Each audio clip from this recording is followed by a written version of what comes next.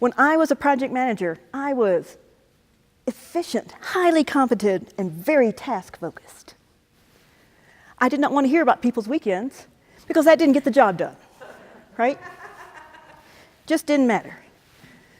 And I figured people should understand that. We're at work, right? We're there to work. So one of the things, though, that ended up as a project manager in a software company that made software for banks, I was one of the few people who actually worked at a bank. So I also explained a lot of things to people, and I eventually became a senior trainer and the training manager. And I used that same project manager zeal with all of my training classes, especially in terms of time. I became known as the Dragon Lady.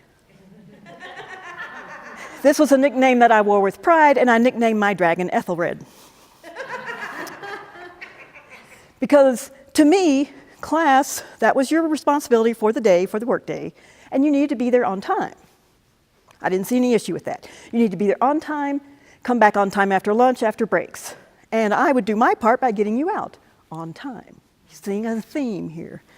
And then I heard one lady, it was reported back to me, that one lady said she was so nervous about being back on time that she couldn't eat her lunch. And my first thought was annoyance. We have an hour.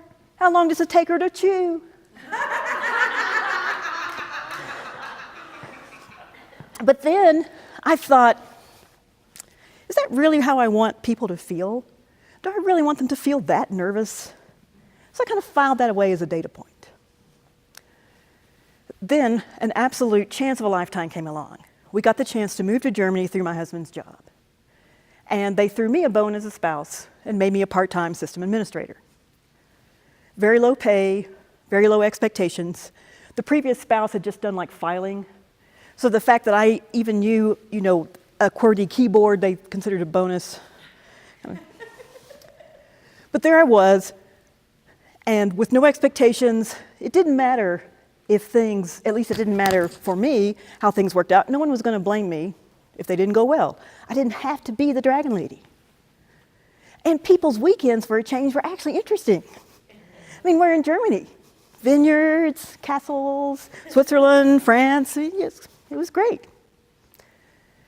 And as I kind of came out of that, we got to get it done, work shell, and I started to enjoy people. And they started to enjoy me.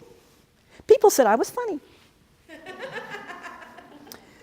And Ethelred, I could tell, was going pretty happily into hibernation.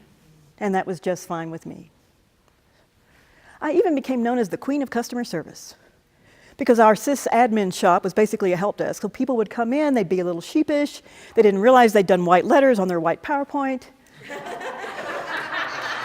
And I would happily troubleshoot that. I didn't make them feel stupid. I ushered them out with a smile, and everybody loved me. People told me I was a joy to work with. That was not the word I had heard before. I continued to be the same good worker that I had been before. I continued to get things done, honor deadlines, all that kind of thing, but I did it without giving everybody else indigestion. And in that job, I actually got 2 promotions in that 3-year period because they could see what a good worker that I was.